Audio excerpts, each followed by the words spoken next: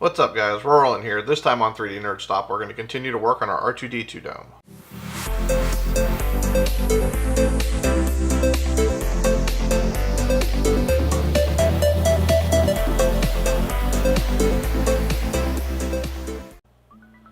Alright guys, here we go. To start off with, I still had to finish sanding all the primed pieces. We finished priming these in the last video. This should be the last coat of primer needed. In fact, it was. The first thing I was doing is taking 120 grit sandpaper and just sanding them down lightly. Now the tops I was doing fairly lightly. I was sanding them down till you could almost see the plastic coming through, or you could see the plastic just barely coming through the primer. But on the edges, I was a little more aggressive and sanded it down a little bit thinner because I don't want the edges to become bigger. You don't want the pieces to become bigger than they already are, otherwise they're harder to fit into the model. So as you can see, this was quite a bit of sanding. It took a while to sand all of it. Now when I did get to the radar eye here, this piece I spent a little bit of extra time sanding on because there's a couple of grooves and a bunch of weird spots to sand, so it takes a little longer to sand this one. Plus you have to sand inside the circle where the eye goes. But it's not too difficult, you just have to work at it.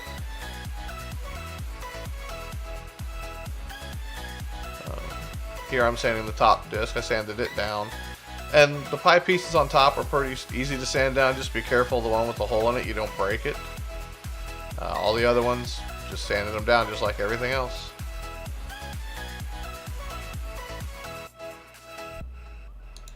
Alright guys, well here you go. I'm just finishing sanding up all the little pieces that go on the outside. Then I started sanding the upper ring. Now this one I sanded really lightly. I just wanted to make sure it was smooth around the outside. I didn't need to sand it down to the plastic and get any grooves showing. Then I moved on to sanding the pieces that still need to be painted aluminum. These were the logic ports and a couple panels around the outside as well as the lower ring. And I did the same thing here when I got to the lower ring. As I sanded it really lightly around the outside, I didn't want to get too deep and get into any weird grooves or anything on it. After I finished sanding everything down, I went back on all the pieces that are going to be aluminum and painted them black. The black gives a good base coat for the aluminum to pop off of.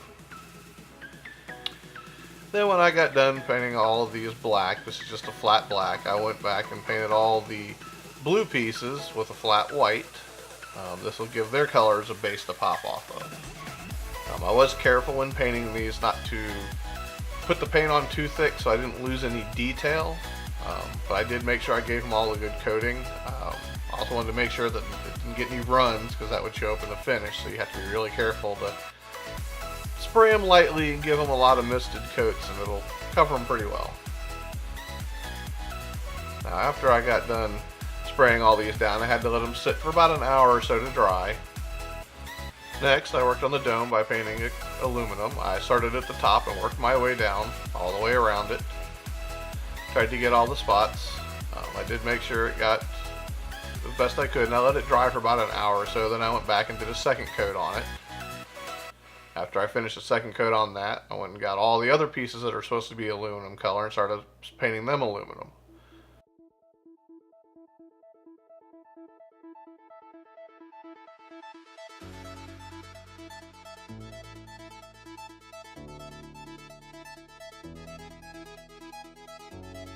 After I finished with the aluminum, I then went on to the blue pieces and I started painting them purple. Now this is an Automotive paint I'm using here, which is actually a high temp Automotive paint. I'll put a link down to the description of it in below. This is a really thin paint, a really runny paint, so you gotta be really careful when you put it on that you don't overspray it, because if you do, it runs like crazy. So I was real careful, trying to make sure I got in all the spots and all the cracks and crevices on all the pieces, but not overspraying it too much.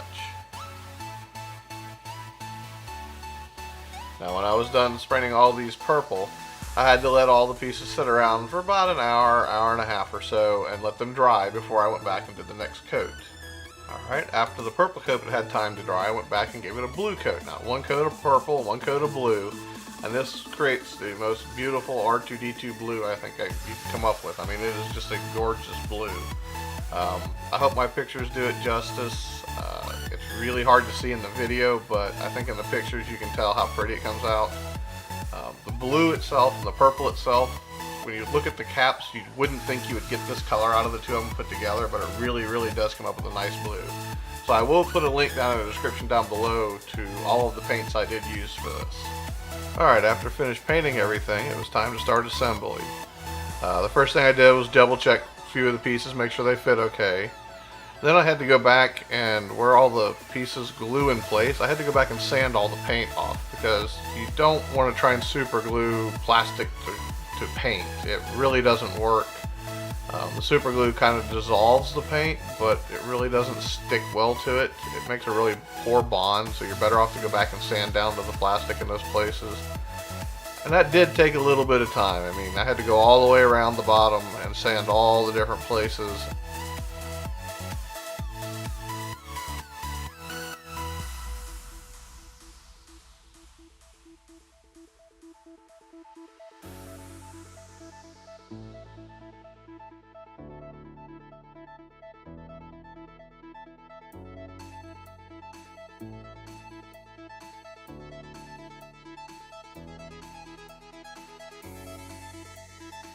And after making it all the way around the base, sanding everything, I then started putting the pieces inside each other. Did a little sanding to make sure there was no paint on the edges where I was going to glue it together on the inside and outside of the pieces, because some of them, some of the aluminum pieces do go inside the blue pieces and vice versa. So once I got some of those pieces put together, I started with one and just worked my way around the model from there. This was a lot of fun and it was interesting. It was harder to get the pieces to glue in place than you think it is. It takes time and you just have to be patient with it and work with it. And sometimes you put the piece in and you find that you need to go inside the dome and put some more super glue in the inside where the plastic meets, just to give that extra bond, because it's just not staying the way you want it to. It did help to have the quick activating stuff around. That way when I was doing some of them, I could put a little bit on there and it would help make it stick better. I did find when I came down to these little dots, there's two of them on the dome, that before you go painting these, really make sure they fit. I did not. I didn't check them to make sure they fit real well, and it's a lot of sanding to get these things to fit, and once they're painted, they're really kind of hard to deal with. You don't want to mess up the paint job, so it makes it harder to do. So it would have been easier if I would have made these fit beforehand.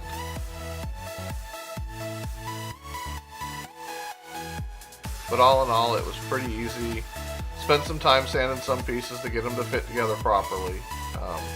Now I did have these little sanding sticks. These were great for getting into the cracks and crevices and sanding the little places without having to have a big piece of sandpaper to deal with. I will put a link in the description down below for those two. They went from 80 grit all the way up to 220 grit. The different colors were different grits. And it does come with replacement sandpaper, so you can replace the sandpaper around them. They're just like little belts that go all the way around them, so you can just use a spot and then push it when it gets worn up. You just rotate the sandpaper a little bit and then you have that spot has fresh sandpaper on it. They worked really well.